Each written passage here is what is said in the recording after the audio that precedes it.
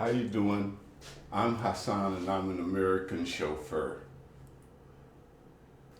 Okay, I just wanted to do a little, kind of like a little history with you, because see,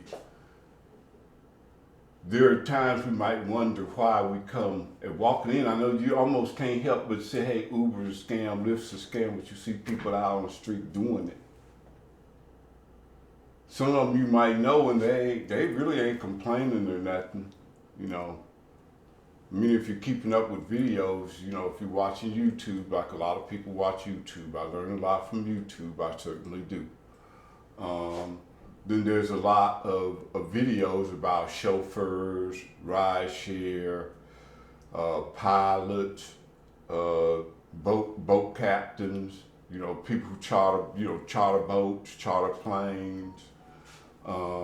Like I say, the transportation, the hospitality transportation industry is big, and it's wide open. And every day I learn, every day you're gonna have to have some. Boy, okay now. Okay, you want an adventure? All right now. Okay, so anyway. When I started in 2016, of course you knew I was homeless, and maybe well you was homeless, you was crazy anyway, you can give a damn anyway. You could say that if you want to, but you doing it, and I'm doing it.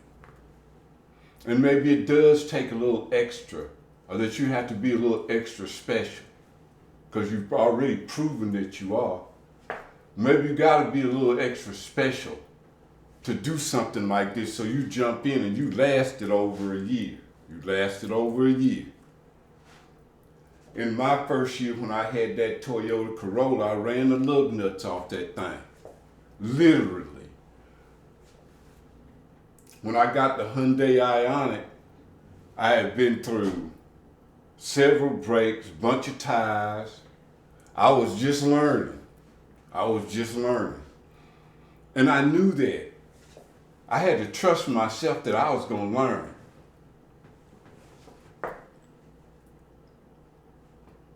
I had to trust myself that I was gonna learn.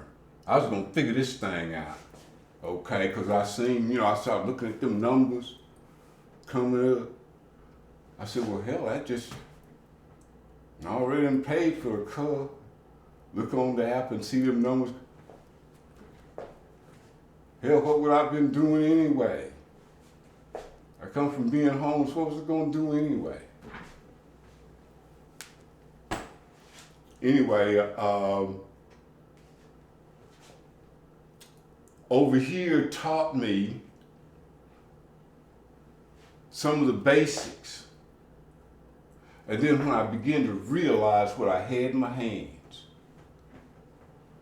I didn't care about Uber and Lyft. They was cutting the rates then, but every time they cut the rates, my pay went up. You know, that's the way it was back then. I mean, some of y'all I say way back then, here I am.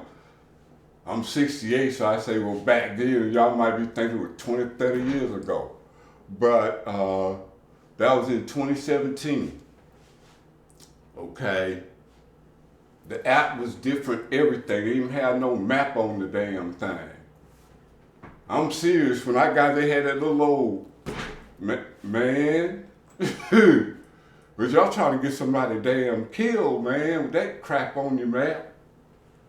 Or, on the app for the map. So, you had to get proficient with Waze or whatever other mapping system you was gonna use. I remember all those mapping arguments that people used to get into, whichever one you most comfortable with.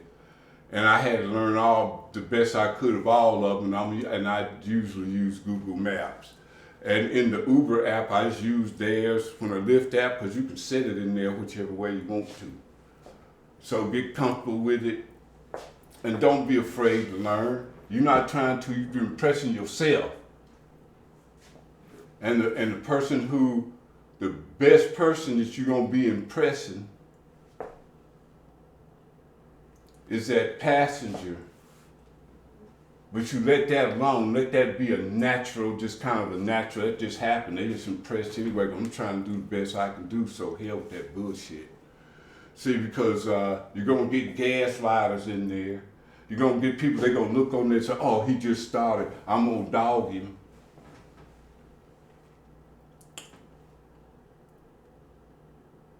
See?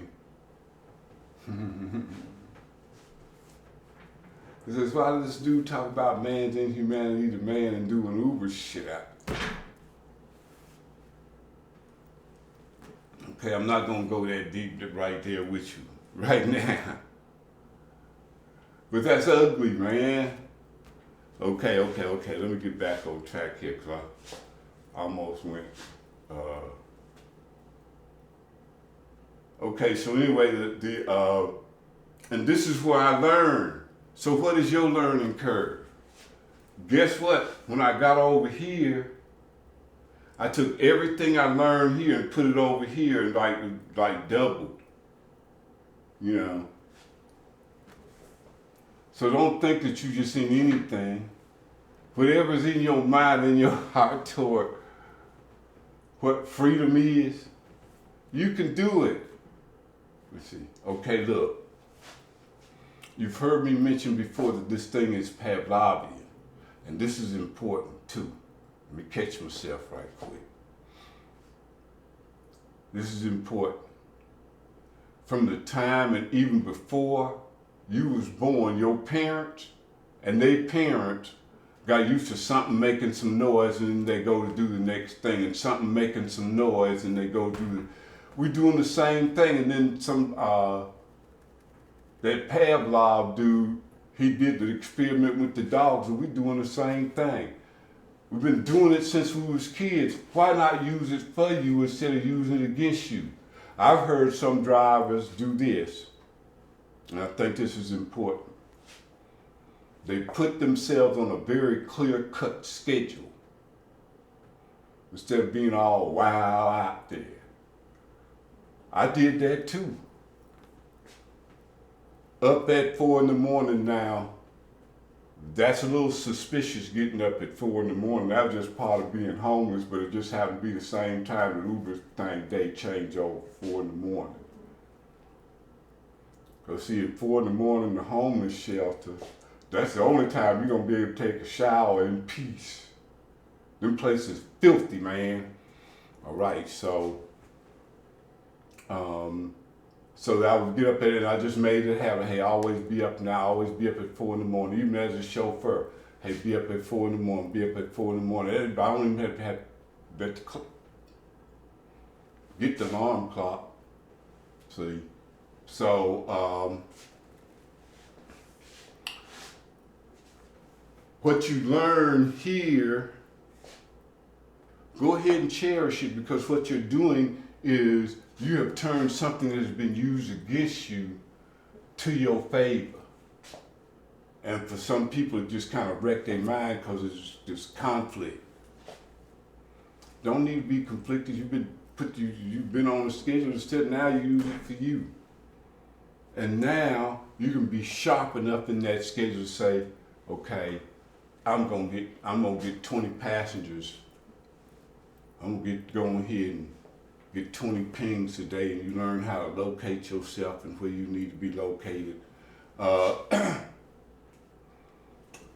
gonna go ahead and if you live in Atlanta and you kind of knew you haven't been doing it a while, or you haven't done it, or you haven't been doing it for a while, you got disappointed before, it didn't seem to work for you. Okay, if you're in Atlanta, if you go down by the hotel district, you're not gonna stay sitting there, especially if you're on your P's and Q's. You're not gonna stay sitting there. It ain't like sitting at the airport. There's places all over Atlanta you can be sitting, man. But that's one of the places I found out that was a hot spot for me. And then what I would do was, when it ping, it become from one of the hotels or one of them, apartments or whatever downtown. They going out to the airport. They going somewhere pretty much a distance. I'd only make it back to that spot in a 12-hour day, I'd only make it back to that spot 3 times because that wasn't the point. The point was to follow the pings. And then when I dropped the person off, it didn't ping, I'm headed back that way to forget a ping, just take the thing. I never did, wasn't gonna make it back there, always make it back. And I wasn't gonna sit there no more than the longest time I sit there, and this is on Uber X. There's X and Comfort, and maybe because now I do black items, and I'm pretty much, well, hey, Uber and Lyft, they where they at. So if you was doing Comfort, Lux, XL, and regular X, man, you're not gonna keep sitting down there. That's longest I said was 9 minutes. That's as long as I sit now. I said, man, how come all these other people ain't figured it out? And I just always kept coming back to that spot. I don't care where it went, I'm always headed right back. And if I make it back, I'm only gonna sit there a few minutes.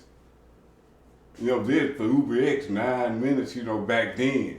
You know, that was in 2016, see, back then. See?